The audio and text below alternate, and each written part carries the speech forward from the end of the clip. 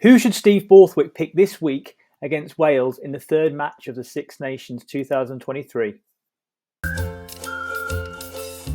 So welcome back to BD Rugby. So after a week off, we're back to it, and the build-up to the Wales match is upon us.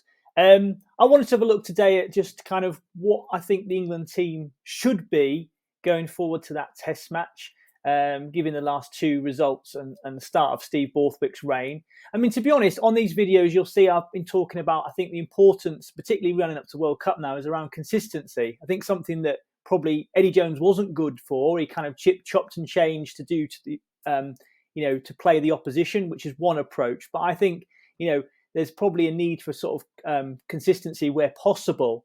So I think, injuries aside, there's been reports of, George Ford, Courtney Lawes and Tom Curry all coming back into the squad. And it's an interesting thing to see, well, where do they fit in? My thoughts are that I wouldn't radically change a team if we don't have to. I think, there was a positive performance in the sense it was a win. There was some good performances from the Italy game. But I think there are some areas where, due to either injury or just due to the availability, that I would look to change. So I would look to probably keep the front row the same. So Genge, George and Sinclair. Similarly, I think I wouldn't go much beyond Atoje and Chesham in the second row. I think probably, a lot of people have thought the same, that, Chesham's performances have been really good. I think he's potentially, really stood up and made himself sort of undroppable. Even with Courtney Lawes being back in the squad and supposedly selected as a lock, I still think I would start with Chesham. I think it would be a little bit unfair to drop him, and I'm not sure if even sort of culturally that's a really good move to drop someone who's been performing very well. Across the back row, that's just where I think there is a room for manoeuvre. I think, Jack Willis's performance in that Italy game was, really stand up. I mean, I think to do that, perform at that level at international in an international Test match and be so stand up, standing above everybody else, I think you've got to play him. I think, as I've said on here before, I think he's got a skill set that England don't have. I think he's got a skill set that can be really of an advantage at international level. And I genuinely think that he has a ceiling that he's not yet reached. And I think with consistent performance, with the confidence of being that number one, I think he really could bring that. But then you've also got the re-emergence of Tom Curry, who played at the weekend, scored, and from what I understand from reports, played particularly well. So I would be looking to bring someone like Tom in. But then you've got Lewis Ludlam, who equally has been playing very well and hasn't done anything wrong and probably been one of the standout performers. And if you don't play Lewis Ludlam, you lose that work ethic, that constant tackles, carries, those elements that he does. Perhaps and he's probably one of those sort of players who does things that are not necessarily in a highlights reel, but actually allow the team to then play there, and let the sort of stars do the work.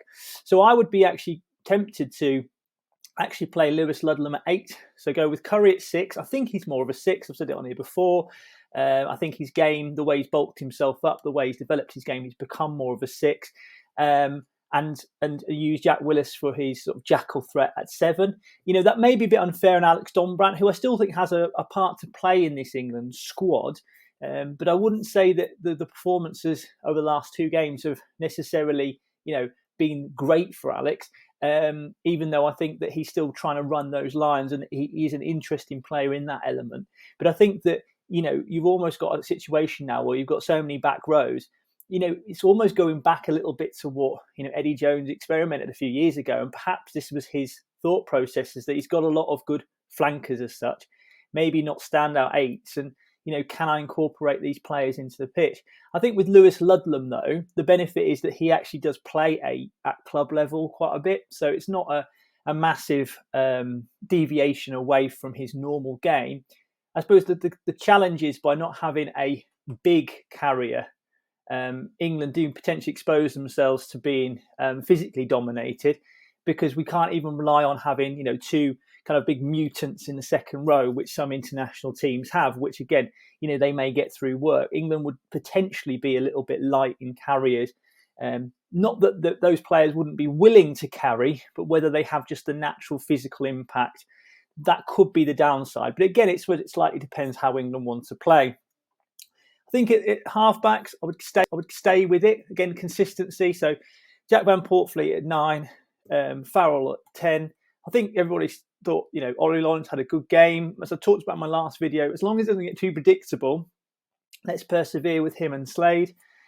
Now, the wings are interesting because you've got Ollie Hassel-Collins, who I understand is being ruled out of this weekend's match. I don't know how long that injury's going to be. So that opens up an opportunity there. I think you stick with Matt Malins on the right wing or on the wing, and Freddie Stewart fullback. So on that wing position, I think the natural people will be crying for Henry Arundel. You can see I've done videos on Henry Arundel previously. I think he will be a superstar. He's got something that, again, he's one of those players, a little bit like I referred to earlier as Jack Willis. It's unusual for players to stand out so much when they're playing at kind of an international level. I know this is in the under-20s, but it looked like a schoolboy run for him when he was playing at that level. And I thought, it won't be long till he takes that step up. Obviously, it's happened a bit sooner, and he's made that step up. But it'd be a really good experience for him to just chuck him in. The only downside I keep thinking about that is he could end up coming up against another similar type of star in Rees-Zammit. I would fully expect Wales to play him, given his performance on the weekend for Gloucester. That's the only thing I could see, is that I could see that Rees-Zammit is the sort of player who could upstage Henry Arundel, but then perhaps that's not a bad thing. Maybe we expose him. Let's see what he's about at this level, because everybody wants him to be playing, and perhaps we put him in earlier than later, given that there's an opportunity. And technically, he's the next one off. If he was on the bench for the last game, he's the next one, should be the next one in. Given those changes, I think then looking at the bench, you go for a similar bench. I think you go Cole, Walker, Vunipola. I agree with some of the media. I don't think that Cole and Mako had a brilliant impact off the bench. And I think even Mako's come out and said that he needs to do better. But I'm looking around for the alternatives. At least you bring on experience. And I think that can be quite key, particularly when you're going away to Wales and the hostility that ground brings. I think England have gone with this kind of hybrid lock back row. I personally would go with Laws. I'd bring him back into the squad. Again, experience. I think when he's been around the squads, they've done better. I think he's a brilliant person to have on there. You could play him, anywhere across the back row, really. Well, probably not 8, but and probably at second row, and bring him on later on for the game. Rather than go with Don Brandt, which might be the natural, I'd continue with Earl. I think Earl's had good impact when he's come off the bench. He's been a bit unfortunate a couple of times. There's 3 turnovers. He's carried well. Some weird unnecessary kicking, but generally I think he's trying to influence the game, which is what I want to see. Again, a player who could probably cover all those back positions, and if in real problems, could probably play out wide if he needed to. And then I think you go again similar. Smith, Mitchell. I think Mitchell did well when he came off the game. He's going to bring pace. Nothing against Ben Young. Still think he's got, unlike a lot of people out there who I think potentially just get bored of picking the same players, I think he's still got a lot to offer of having that experienced 9.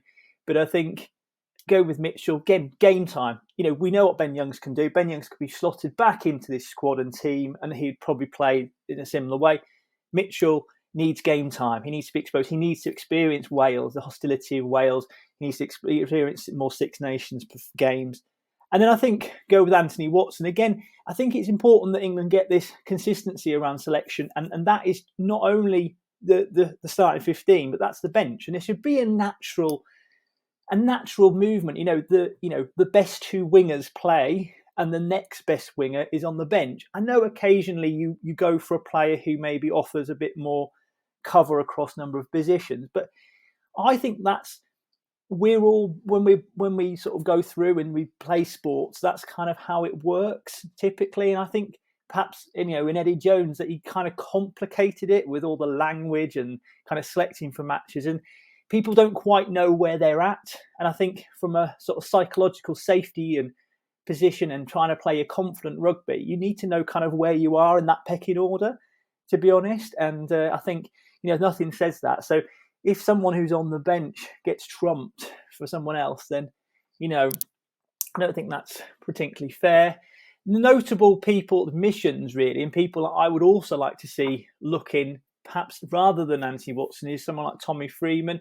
Again, I didn't watch the whole Northampton game, but I did see the highlights, and actually he looked like he made quite a lot of active contributions to the game, running some really good lines. And actually, I think in an England shirt, he's never really done anything wrong. I mean, he got pulled off early in that South Africa game, but I don't really remember anybody of England performing very well in that game. And I think that he's a guy, again, who can cover those back three positions, and he's just got something, perhaps got the mentality to step up international level. So that's the only potential change. But, you're basically comparing a few capped Tommy Freeman, who's got the potential, against Anthony Watson, who's I think a too tall lion. So again, it depends how England want to move that. But perhaps, if you've got someone like Henry Arundel playing, perhaps you want that experience on the bench, just got that balance. So that's my team going forward. I think it's quite an exciting team. I don't think it's probably much different to some of the media columns out there. Let's see what he picks, and let's hope that England, kind of put together some of the things that they're working on and go and get a result this weekend. So thanks again for looking. We'll do a review of the Wales game, hopefully after a positive result next week. And then we're looking forward to the big two games against France and Ireland. Thanks for watching and subscribe.